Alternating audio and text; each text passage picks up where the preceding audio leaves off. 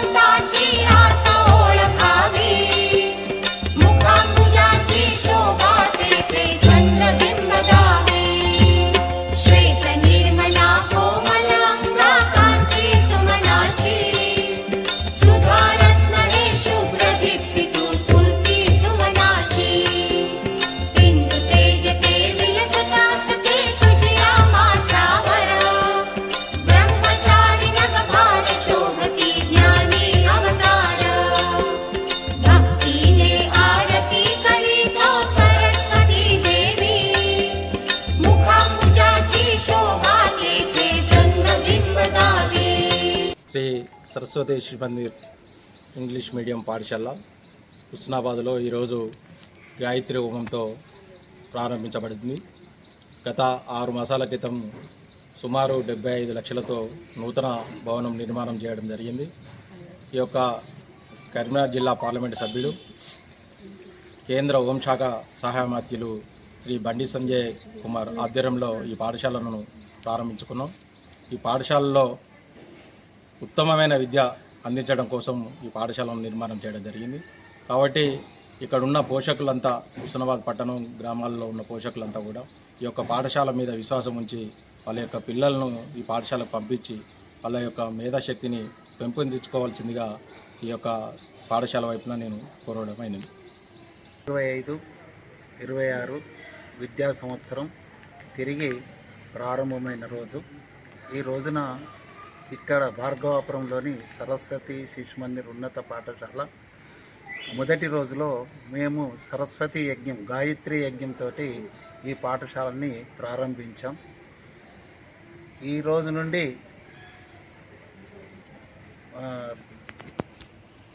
తిరిగి కొత్తగా క్లాసులు ప్రారంభమవుతాయి.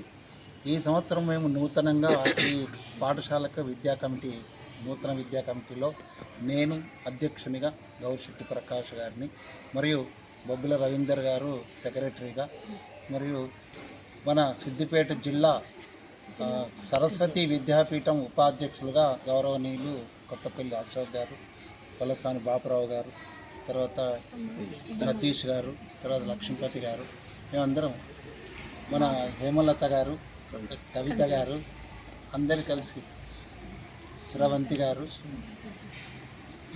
కృష్ణమూర్తి గారు, మాతాలు అందరం కలిసి ఈరోజు ఆనందంగా, సంతోషంగా ఈ పాఠశాలను పునః ప్రారంభించుకున్నాం. ఈ సంవత్సరం స్ట్రెంత్ కూడా పెరగాలని, అందరికీ విద్య బాగా రావాలని కోరుకుంటూ నూతన విద్యా సంవత్సరాన్ని ప్రారంభిస్తున్నాం. సరస్వతి విద్యాపీఠం ఆదేశానుసారంగా భార్గవపురం హుస్నాబాద్లో సరస్వతి శిశు మందిర్ యొక్క కార్యక్రమాలని చేపట్టి ముందు నడిపేయడానికి, ఆ సరస్వతి మాత ఒడిలో పనిచేయడానికి మమ్మల్ని నూతన కమిటీగా ఏర్పరచుకున్నాను. ఈ సందర్భంగా మేము సంతోషిస్తున్నానే ఈ యొక్క న్యూ అకాడమిక్ ఇయర్ 2025-26 సంవత్సరానికి ప్రారంభంగా అమ్మవారి యజ్ఞం చేసి మేము ఈ యొక్క స్కూల్ని రీఓపెన్ చేసాము.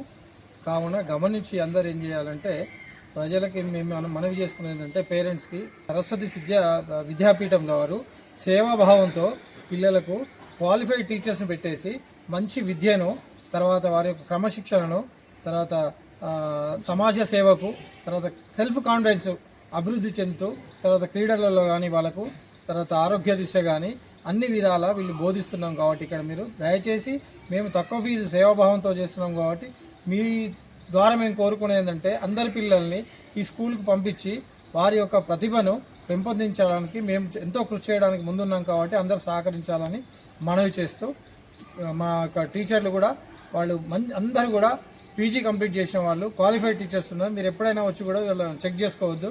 అదేవిధంగా మీరు ప్రైవేట్ స్కూళ్ళకు ఆకర్షించి వాళ్ళ పిల్లలు పంపించకుండా మీరు ఇక్కడ పంపించేసి వాళ్ళ యొక్క భవిష్యత్తుకి వెన్నెముక నిలవాలని అందరినీ కోరుతున్నాను. Thank you. యాదేవి సర్వభూతేషు విద్యారూపేణ సంస్థిత. నమస్తస్థే నమస్తస్థే నమస్తస్థే నమో నమః. ప్రతి మనిషికి కావలసింది విద్య. అది ఎవరు దోచుకుంది, ఎవరు దొంగలించింది.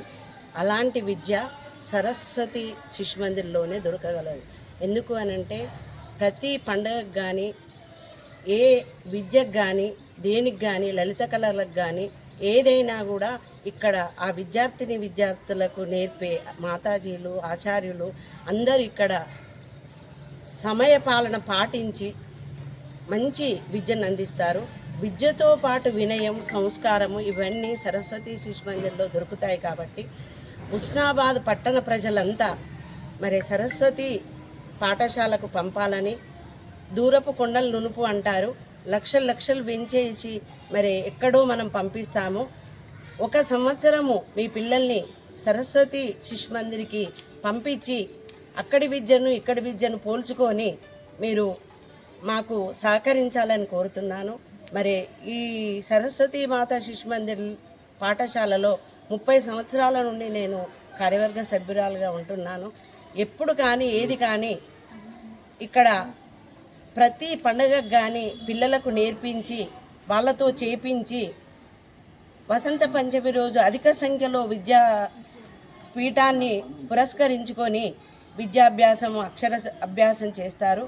వర్గంలో నుండి మన బాసర నుండి అక్కడి నుండి అక్షంతలు పసుపు కుంకుమ తెప్పించి అధిక సంఖ్యలో పెద్ద ఎత్తున చేస్తారు, హోమం చేస్తారు, వరలక్ష్మి వ్రతం చేస్తారు.